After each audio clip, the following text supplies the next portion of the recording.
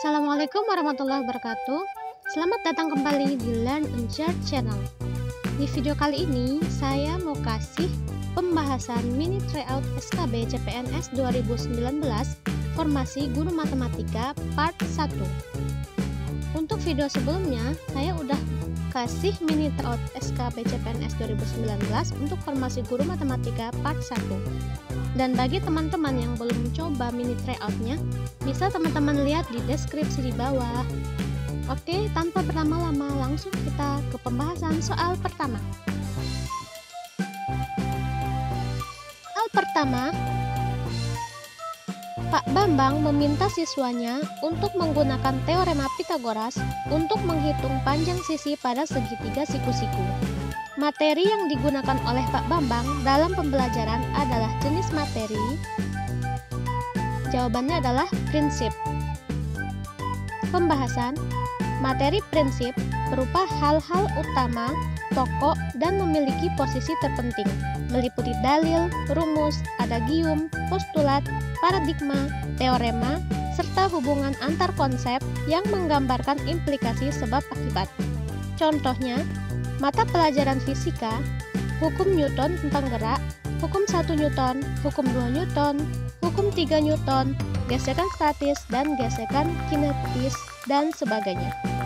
Soal kedua, di kelas ada siswa yang cepat bereaksi setiap guru melemparkan pertanyaan. Anak ini seperti ingin menunjukkan bahwa ia pandai, namun jawaban yang ia berikan justru menunjukkan ketidakmampuannya. Anak tersebut mengalami permasalahan sosial pada jenis. Jawabannya adalah impulsif. Pembahasan. Anak yang impulsif cepat sekali bereaksi terhadap sesuatu di sekitarnya, tetapi hal tersebut justru mencerminkan ketidakmampuannya. Misalnya, setiap guru memberikan pertanyaan, anak ini cepat bereaksi untuk cepat menjawab. Anak ini seperti ingin menunjukkan bahwa ia pandai, padahal cara menjawabnya justru mencerminkan ketidakmampuannya. Soal nomor 3.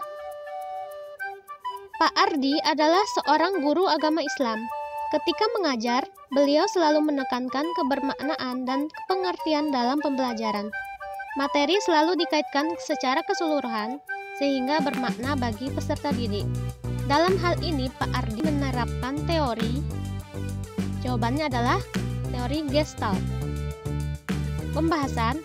Beberapa aplikasi teori Gestalt dalam pembelajaran antara lain: 1. Pengalaman tilikan atau insight. 2. Pembelajaran yang bermakna atau meaningful learning. 3. Perilaku bertujuan atau purposive behavior. 4. Prinsip ruang hidup atau life space. 5. Transfer dalam belajar atau transfer knowledge. Soal nomor 4.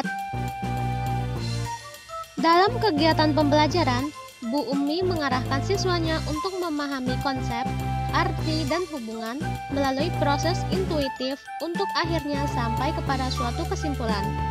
Dalam hal ini, Bu Umi telah menerapkan modal pembelajaran. Jawabannya adalah modal discovery learning. Pembahasan. Adapun model pembelajaran discovery learning mengarahkan siswa untuk memahami konsep, arti, dan hubungan melalui proses intuitif untuk akhirnya sampai kepada suatu kesimpulan. Soal nomor 5.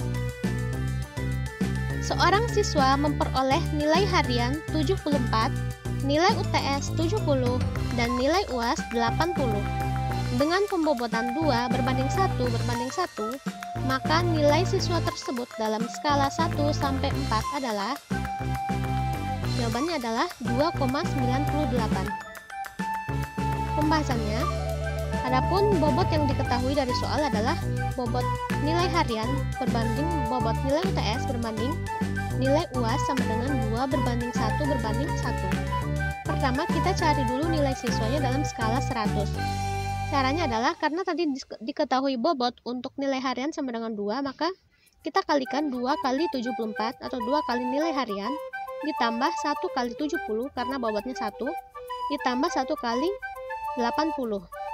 2 kali 74 tambah 1 kali 70 tambah 1 kali 80. dibagi 4. Kenapa dibagi 4? Karena jumlah bobotnya adalah 4. 2 ditambah 1 ditambah 1 sama dengan 4. Sama dengan hasil dari perkalian ini adalah 298 dibagi 4. Hasilnya 74,5. Jadi nilai dalam skala 100 diperoleh 74,5. Kemudian kita konversi nilai ini ke skala 1 sampai 4. Caranya dengan nilai yang dihasilkan tadi 74,5 dibagi 100 karena nilainya nilai maksimal 100 dikali 4 karena dalam skala 1 sampai 4 sama dengan 298 dibagi 100 sama dengan 2,98. Pak Febri membuat sebuah soal untuk mengukur tingkat penguasaan peserta didik pada materi lingkaran. Jika jumlah siswa yang mengikuti tes sebanyak 40 siswa dan yang menjawab benar hanya 15 siswa, maka tingkat kesukaran soal yang dibuat oleh Pak Febri adalah, jawabannya adalah 0,38. Artinya tingkat kesukaran soal tergolong sedang. Adapun pembahasannya, rumus untuk tingkat kesukaran adalah jumlah siswa yang menjawab benar dibagi jumlah siswa sama dengan jumlah siswa yang menjawab benar adalah 15 orang atau 15 siswa dibagi jumlah siswa atau banyak siswanya adalah 40 sama dengan 0,375. Kita bulatkan menjadi 0,38. Jika kita lihat dalam skala tingkat kesukaran 0,38 ini tergolong dia lebih dari 0,3 dan kurang dari sama dengan 0,70 sehingga soal tergolong sedang atau tingkat kesukaran soal tergolong sedang. Soal nomor 7, tersedia angka 1, 2, 3, 4, 5, 6, dan 7 yang akan disusun menjadi suatu bilangan. Banyak bilangan ganjil berbeda yang terdiri dari 4 angka dan disusun dari angka-angka tersebut adalah, jawabannya adalah B, 480 bilangan. Jadi pembahasannya ada beberapa cara untuk menyelesaikannya dan salah satunya dapat dicari dengan pengisian kotak yang tersedia. Caranya adalah karena kata kuncinya di sini adalah bilangan ganjil berbeda yang terdiri dari 4 angka. Jadi kita sediakan 4 kotak. 1, 2, 3, 4. Ada 4 kotak. Kemudian lihat bilangan ganjil. Dari bilangan-bilangan ini yang termasuk bilangan ganjil adalah 1, 3, 5, dan 7. Jadi ada 4 bilangan. Makanya kita isi dari kotak yang paling belakang. Sehingga hasilnya adalah 4. Setelah kita isi dari kotak yang paling belakang, kita lanjut ke kotak yang pertama. Dari bilangan-bilangan yang jumlahnya 7 ini, kita ambil 1 untuk penempatan di kotak belakang, sehingga sisa dari bilangannya tinggal 6. Kemudian, kita isi lagi kotak yang kedua, kita ambil 1 dari 6 ini menjadi 5. Kemudian kita ambil 1 dari 5 ini menjadi 4. Sehingga tinggal kita kalikan dari 4 kotak ini. 6 dikali 5 dikali 4 dikali 4 sama dengan 480 bilangan. Soal nomor 8. Jika garis Y sama dengan X min 3/4 menyinggung parabola Y sama dengan M min 2X min X kuadrat, maka nilai M sama dengan, jadi jawabannya adalah negatif 3. Pembahasannya, kita substitusi garis ke parabola atau Y1 sama dengan Y2 hingga X min 3/4 sama dengan M min 2X min X kuadrat, sehingga kedua ruas kita kalikan dengan 4 menjadi 4X min 3 sama dengan 4M min 8X min 4X kuadrat, sehingga hasilnya 4X kuadrat plus 2X min 4 min 3 sama dengan 0. Karena kata kuncinya adalah menyinggung parabola, sehingga persamaan kuadrat ini atau D-nya diskriminannya hasilnya 0 karena menyinggung, sehingga rumus dari D atau diskriminan adalah B kuadrat min 4AC sama dengan 0. B kuadrat B-nya adalah koefisien dari X, 12 kuadrat min 4 kali A-nya 4, kali C-nya adalah min 4 min 3, sama dengan 0. Setelah kita kuadratkan dan kalikan menjadi 144 ditambah 64M tambah 48 sama dengan 0. Hingga hasilnya adalah 64M sama dengan negatif 192. Hingga kita dapat nilai M sama dengan negatif 192 dibagi 64, hasilnya adalah negatif 3. Nomor 9. Solusi umum dari persamaan diferensial XY plus Y kuadrat plus 1 dx plus setengah X kuadrat plus 2XY plus 2 dy sama dengan 0 adalah, jawabannya adalah setengah X kuadrat Y plus XY kuadrat plus X plus 2Y sama dengan C. Adapun pembahasannya, pertama, kita tentukan dulu apakah persamaan diferensial ini termasuk persamaan diferensial eksak atau tidak.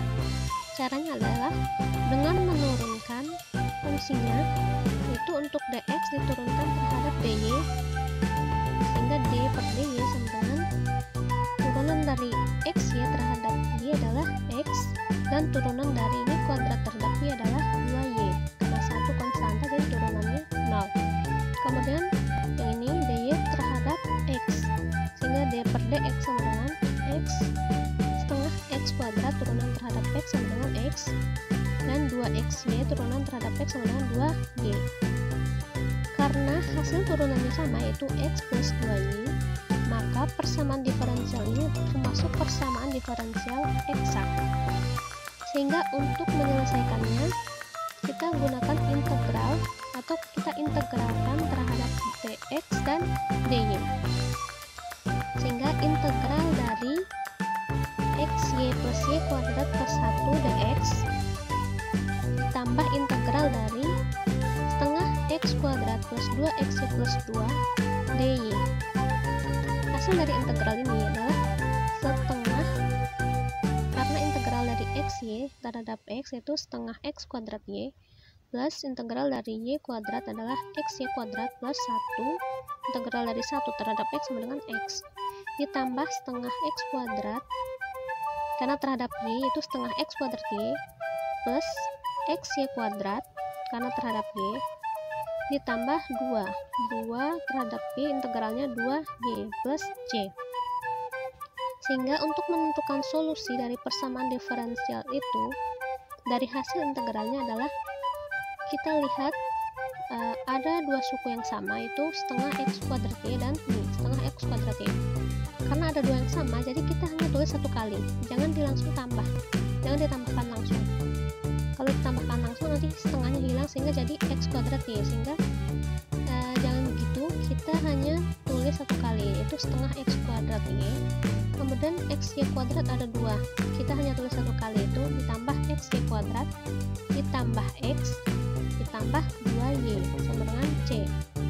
Sehingga solusinya adalah setengah x kuadrat y plus xy kuadrat plus x plus 2y sama dengan c. Soal nomor 10. Diketahui gradien garis yang melalui titik 0,0 dan titik P, A, B adalah negatif 2.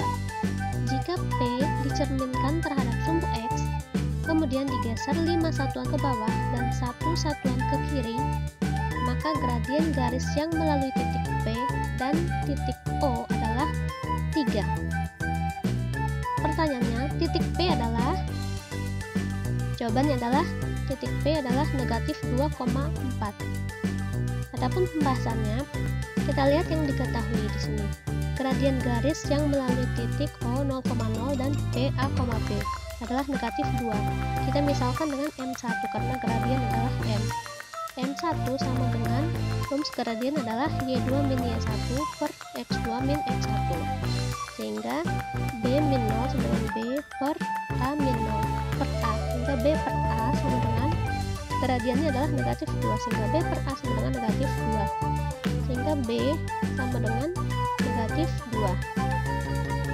Yang diketahui selanjutnya, P dicerminkan terhadap sumbu X, sehingga jika dicerminkan terhadap sumbu X, maka dari titiknya X, Y menjadi X, negatif Y, sehingga dari titik B, A, B menjadi A, negatif B. Kemudian titik P tadi digeser 5 satuan ke bawah dan 1 satuan ke atas.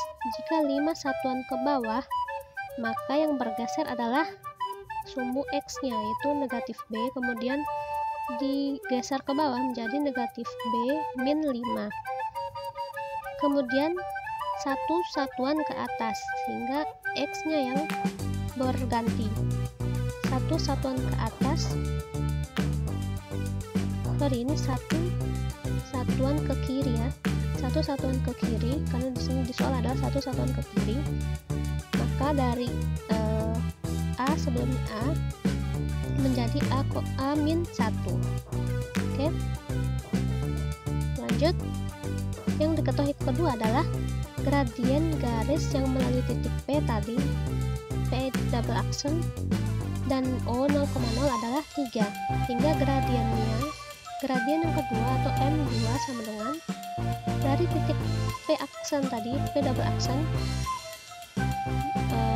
karena rumus gradien tadi adalah Y min Y1 per X min X1 ya, atau Y2 min Y1 per X2 min X1. Y2 nya ini min B min 5 dikurang 0 tetap min B min 5 per A min 1 dikurang 0 A min 1.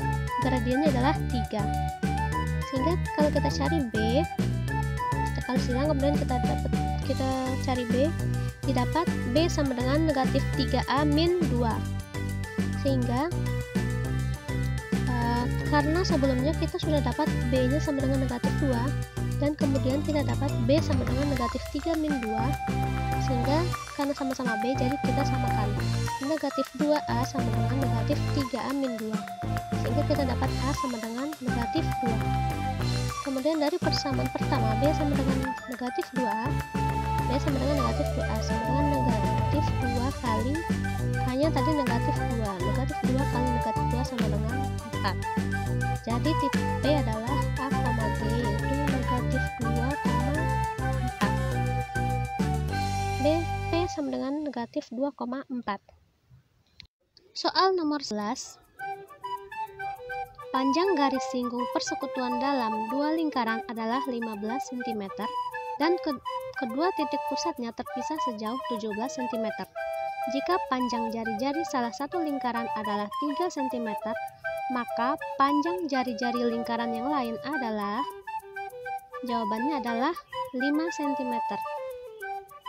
Depan pembahasannya, jadi rumus untuk mencari panjang garis singgung persekutuan dalam adalah D, kita lambangkan dengan D sama dengan akar dari P kuadrat min R plus R dikuadratkan, atau D sama dengan akar dari jarak pusat dikuadratkan dikurang jumlah dari panjang jari-jari dua lingkaran dikuadratkan. Yang diketahui dari soal adalah D-nya atau panjang garis singgung persekutuan luar adalah 15 cm. Kemudian panjang pusatnya atau jarak titik pusatnya adalah 17 cm. Kemudian panjang jari-jari salah satu lingkaran adalah 3 cm. Jadi kita misalkan dengan R kecilnya sama dengan 3. Jadi yang kita cari nanti adalah R besar atau jari-jari lingkaran besar. Sehingga 15 kuadrat sama dengan, nanti hilang akarnya, 15 kuadrat sama dengan 225 dikurang 17 pangkat 2 sama dengan 289 dikurang R plus 3 dikuadratkan. Sehingga R plus 3 dikuadratkan sama dengan 289 dikurang 225 sama dengan 64. Sehingga R plus 3 sama dengan, karena 64 sama dengan 8 pangkat 2, sehingga R plus 3 sama dengan 8. Didapat R sama dengan 5, atau panjang jari-jari lingkaran yang lain sama dengan 5 cm. Soal nomor 12. Dua dadu bermata 6 dilempar bersama-sama satu kali. Peluang muncul jumlah kedua mata dadu sama dengan 8 atau berselisih 2 adalah Jawabannya adalah 11/36. Adapun pembahasannya, jadi kita misalkan A adalah kejadian muncul jumlah kedua mata dadu sama dengan 8. Jadi anggota A sama dengan 2,6 karena jumlahnya 8, 3,5, 4,4, 5,3, dan 6,2. Sehingga peluang kejadian A sama dengan jumlah atau banyak anggota A dibagi banyak himpunan semesta. Banyak anggota A adalah 5 per himpunan semestanya sama dengan 36 karena ada 2 mata dadu. Mata dadu bermata 6 sehingga 6/2. Kemudian B sama dengan jumlah kedua mata dadu berselisih 2. Sehingga anggota B sama dengan 1,3 karena berselisih 2, 2,4, 3,1, 3,5, 4,2, 4,6, 5,3, dan 6,4. Sehingga peluang kejadian B sama dengan banyak anggota B 8 per himpunan semesta 36. Kemudian karena di sini ditanyakan muncul jumlah kedua mata dadu sama dengan 8 atau berselisih 2, berarti kita cari gabungannya. Tapi sebelumnya kita harus tentukan dulu apakah kejadian ini memiliki irisan atau kejadiannya lepas atau bebas. Tuh, dikatakan lepas jika dua kejadian ini tidak memiliki irisan. Dari dua anggota A dan B terdapat irisan, yaitu 3,5 dan 5,3. Sehingga peluang kejadian A irisan B sama dengan 2 karena ada 3,5 dan 5,3 yang beririsan. Sehingga peluang kejadian A irisan B sama dengan 2/36. Sehingga kejadian A dan B tidak saling bebas atau memiliki irisan. Sehingga peluang A gabung B rumusnya adalah peluang A ditambah peluang B dikurang peluang A irisan B. Sehingga peluang A tadi 5/36 ditambah 8/36 dikurang 2/36 sama dengan 11/36. Soal nomor 13. Jika f adalah fungsi kuadrat yang grafiknya melalui titik 1,0, 4,0, dan 0,-4, maka nilai dari f11 adalah, jawabannya adalah negatif 70. Adapun pembahasannya, jadi karena di sini fungsi kuadrat, jadi fx-nya sama dengan atau y sama dengan ax kuadrat atau bentuk umum dari fungsi kuadrat ax kuadrat plus bx plus c. Yang diketahui fungsi kuadrat melalui titik 1,0, 4,0, dan 0,-4. Pertama, f melalui 1,0, hingga kita substitusikan ke persamaan x, y adalah 1,0. Karena y-nya 0, berarti 0 sama dengan a plus b plus c. Kita ganti x-nya, variabel x-nya dengan 1 ya. Jadi sehingga persamaan satunya sama dengan a plus b plus c sama dengan 0. Kemudian yang kedua, f melalui titik 4,0. Tetap y-nya 0, x-nya 4. Sehingga didapat 16a plus 4b plus c sama dengan 0. Yang ketiga, f melalui titik 0,-4. Sehingga kita substitusikan semua, x-nya 0 dan y-nya negatif 4, sehingga negatif 4 sama dengan c, atau c sama dengan negatif 4. Karena kita dapat c sama dengan negatif 4, kita substitusikan nilai c ke persamaan 1 dan 2. Sehingga kita dapat dari persamaan 2, kita dapat 16a plus 4b sama dengan 4. Kemudian dari persamaan 1, kita dapat a plus b sama dengan 4. Dengan menggunakan eliminasi, kita eliminasi b diperoleh a-nya sama dengan negatif 1. Kemudian kita substitusikan nilai a ke persamaan yang selanjutnya, yang keempat ya, a plus b sama dengan 4, sehingga a-nya negatif 1. Kita dapat b-nya sama dengan 5. Sehingga sudah kita dapat semua, a-nya sama dengan negatif 1, b-nya 5, dan c-nya negatif 4. Kita substitusikan ke fungsinya, sehingga fx sama dengan negatif x kuadrat plus 5x min 4. Sehingga x11, kalau menggunakan x11 sama dengan negatif 11 kuadrat plus 5 kali 11 min 4 sama dengan negatif 70. Soal nomor 14. Nilai dari limit x mendekati 6, x min 6 per akar pangkat 4 dari x plus 10 min 2 adalah, jawabannya adalah 32. Adapun pembahasannya, di video sebelumnya udah saya bahas tentang carcep atau cara cepat untuk menyelesaikan limit bentuk akar. Jadi kita, karena ini SKB, jadi kita gunakan cara cepat aja teman-teman. Gunakan cara cepat. Masih ingat rumusnya? Ya, jadi rumusnya adalah untuk limit x mendekati c dalam bentuk akar, karena ini bentuknya x min 6 per akar pangkat 4 dari x plus 10 min 2. Jadi kita gunakan rumus turunan dari fungsinya dikali akar pangkat dikali nilai akar dipangkatkan akar pangkat min 1. Oke. Jadi turunan maksudnya di sini adalah turunan dari fungsinya, baik fungsi penyebut dan fungsi pembilang. Karena fungsi yang di penyebut adalah x min 6, jadi turunannya adalah 1. Dan fungsi di penyebut adalah, jangan lihat akarnya ya, lihat di bawah tanda akar, x plus 10. Turunan dari x plus 10 sama dengan 1 juga, makanya turunannya 1 per 1. Dikali akar pangkat berapa? Karena di sini adalah akarnya 4, akar pangkat 4, maka akar pangkat 4 ya, makanya dikalikan 4 dikali nilai akar. Nilai akar caranya dengan mensubstitusikan c-nya 6 ke akarnya.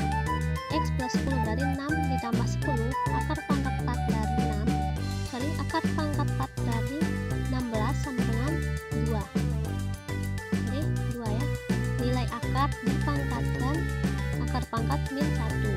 Akar pangkat tadi 4, sehingga 2 dipangkatkan 4 dikurang 1. Dengan 4 dikali 2 pangkat 3 sama dengan 32.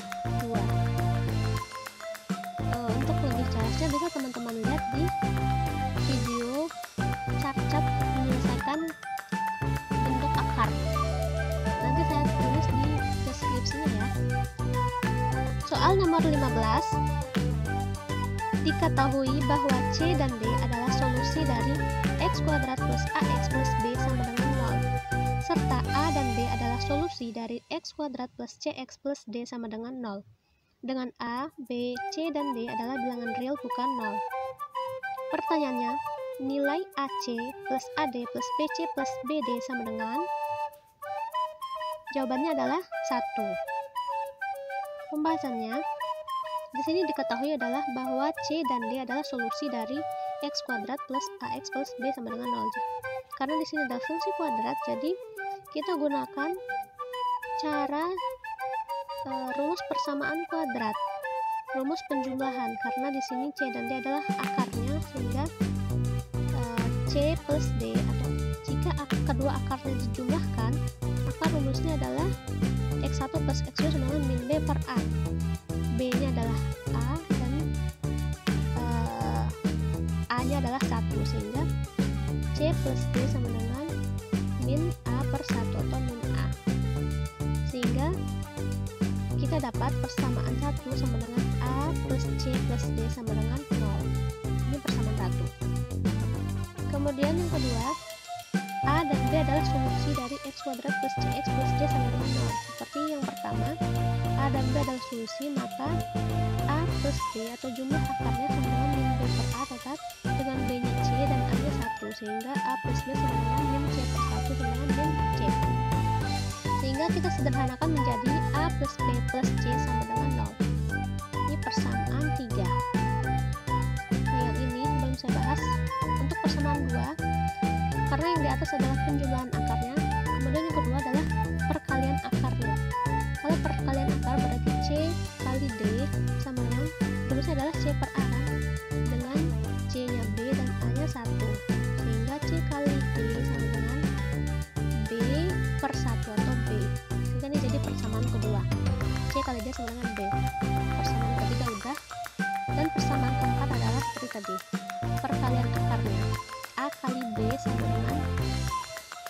per 1 sama dengan D.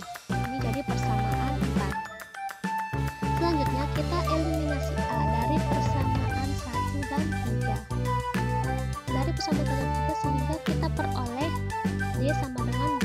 Bisa coba mencoba. Dari eliminasi A dari persamaan 1 dan 3 sehingga kita peroleh D sama dengan B. Kemudian substitusikan D sama dengan B ke persamaan 2 dan 4. Substitusikan ke persamaan 2 dan 4, nanti kita peroleh C-nya sama dengan 1 dan A sama dengan 1. Kemudian substitusikan C ke persamaan 1 sehingga diperoleh D sama dengan negatif 2 sama dengan B, karena tadi kita dapat D sama dengan B. Sehingga kita langsung ke pertanyaan. AC plus AD plus BC plus BD sama dengan, bisa kita kalikan langsung atau bisa kita sederhanakan menjadi A plus B kali C plus D. Jadi bentuk sederhana dari AC plus AD plus BC plus B sama dengan A plus B dikali C plus D. Sehingga A plus B sama dengan A nya 1 ditambah B nya negatif 2 dikali C plus D. C nya 1, D nya negatif 2. 1 dikurang 2 negatif 1 dikali 1 kurang 2 negatif 1. Negatif 1 dikali negatif 1 sama dengan 1. Jadi jawabannya adalah 1. Soal nomor 16. Harga tiket kelas A di final Piala Presiden 2019 adalah Rp500.000.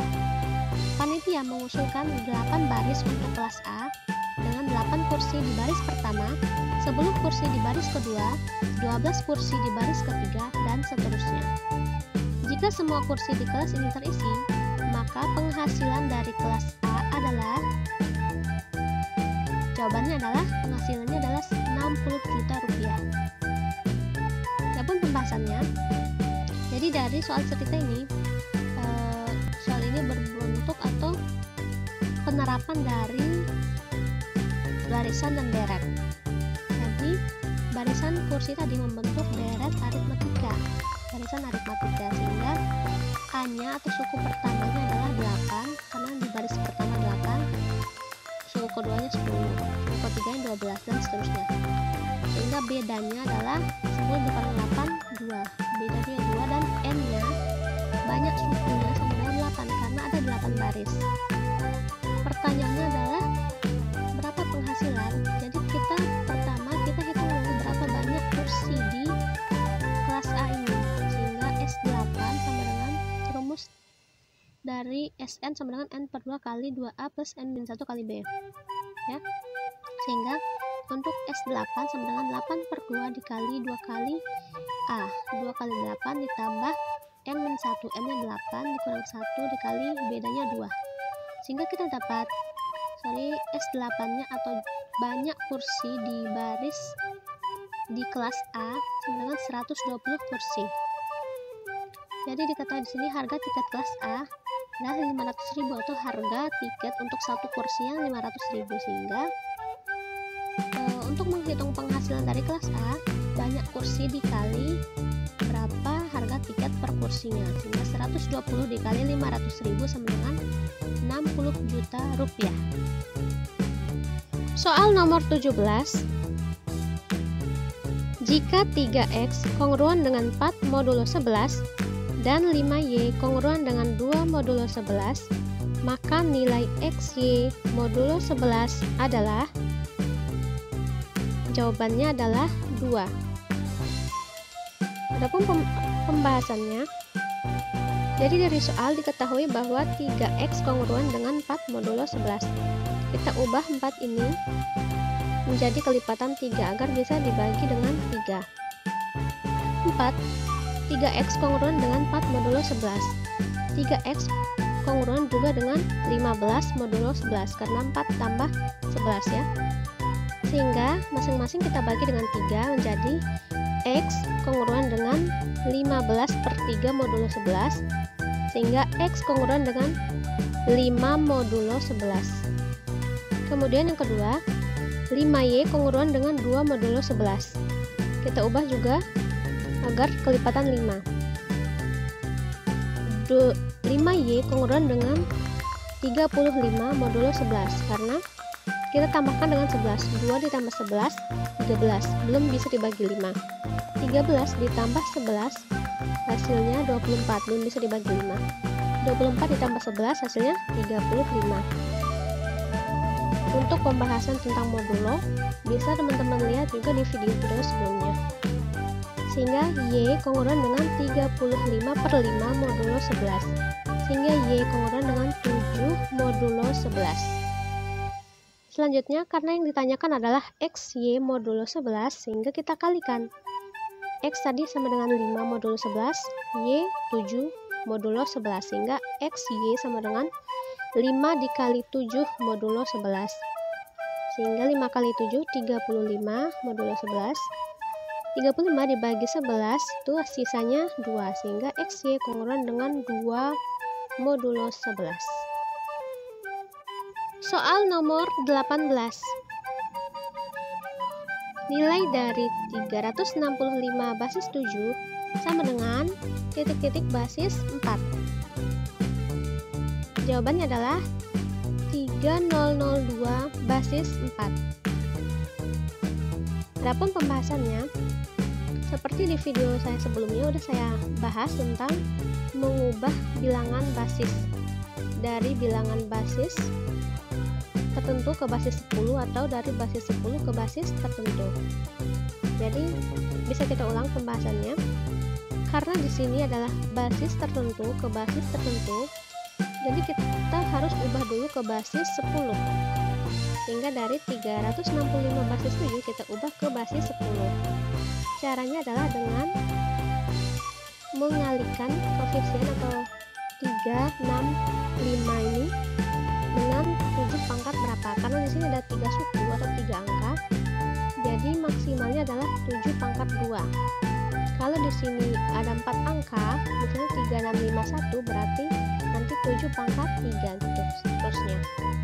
Sehingga 365 basis 7 sama dengan 3 yang ke pertama dikali 7 pangkat 2, 7 pangkat tertinggi, kemudian ditambah 6 angka kedua dikali 7 pangkat 1, pangkatnya berkurang, ditambah 5 dikali 7 pangkat 0 gitu.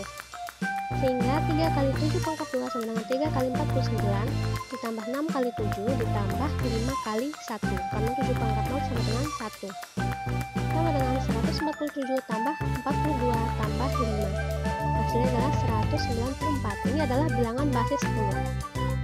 Selanjutnya dari bilangan basis 10 kita ubah ke basis 4.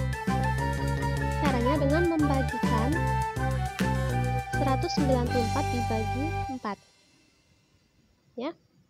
194 dibagi 4 hasilnya 48 ditambah 2. Atau kita tulis dalam bentuk 194 sama dengan 4 kali berapa ditambah berapa gitu.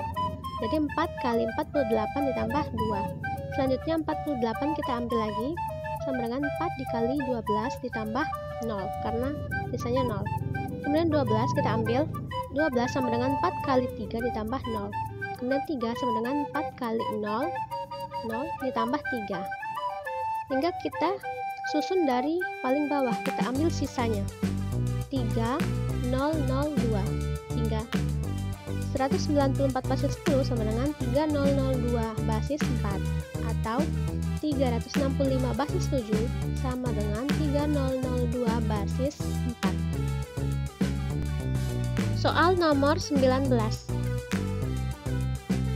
Sisa pembagian dari 3 pangkat 100 oleh 5 adalah, jawabannya adalah 1. Adapun pembahasannya, untuk mencari sisa pembagian bisa kita gunakan cara modulo. Bisa teman-teman lihat di video sebelumnya yang satu paket dengan bilangan basis ya. Jadi untuk 3 pangkat 100 itu kongruan dengan, karena 100 sama dengan 3 pangkat 4 kali 25 dalam modulo 5 ya. Jadi pertama kita cari, untuk mempermudah ya, karena dibagi oleh 5, jadi kita cari pangkat 3 3 pangkat berapa yang jika dibagi 5 menghasilkan sisa 1. Oke. Jadi misalnya 3 pangkat 1, 3 pangkat 1 dibagi 5 itu sisanya 3. Kemudian 3 pangkat 2, 3 kali 3 9, dibagi 5 sisa 4. Sorry, untuk 3 pangkat 1 jika dibagi 5 tuh sisanya negatif 2 ya. Kemudian 3 pangkat 2 sisanya 4, 3 pangkat 3 27, sisanya 2, 3 pangkat 4 itu 81, dibagi 5 sisa 1, jadi kita ambil 4 untuk mempermudah. Makanya di sini saya tulis 3 pangkat 100 kurang dengan 3 pangkat 4 kali 25, karena 4 kali 25 sama dengan 100 dalam modulo 5. Selanjutnya ini bisa kita ubah, bisa kita pisah. 3 pangkat 4 modulo 5 dipangkatkan 25 dalam modulo 5, karena sifat modulo ya. Sehingga 3 pangkat 100 kurang dengan 3 pangkat 4 modulo 5 itu hasilnya 1. Sehingga karena dipangkatkan 25, jadi 1 pangkat 25 dalam modulo 5. Karena 1 pangkat 25 sama dengan 1, sehingga 3 pangkat 100 kurang dengan 1 modulo 5. Sehingga sisa pembagian dari 3 pangkat 100 oleh 5 adalah 1. Soal terakhir, nomor 20. Tokoh penemu kalkulator adalah, jawabannya adalah Jerry Merriman. Jadi Jerry Merriman sejak usia 11 tahun sudah bisa mereparasi radio dan mencari uang dari situ. Pada tahun 1965, dia bersama James Van Tassel dan Jack Kirby diminta oleh petinggi perusahaan untuk membuat kalkulator praktis dan mudah dibawa kemanapun. Kalkulator pertama yang dibuatnya bersama 2 orang lainnya memiliki 18 kunci dan dapat melakukan operasi penjumlahan, pengurangan, perkalian, pembagian, dan mencetak hasil hitungan dengan kertas kecil. Oke teman-teman, itu tadi video pembahasan tentang mini tryout SKB CPNS 2019 Formasi Guru Matematika Part 1. Thanks for watching, dan jangan lupa subscribe channelnya untuk mendapatkan update video terbaru tentang SKB dan like videonya. Dan nantikan video pembahasan mini tryout SKB Formasi Guru Matematika Part 2. Oke, terima kasih. Wassalamualaikum warahmatullahi wabarakatuh.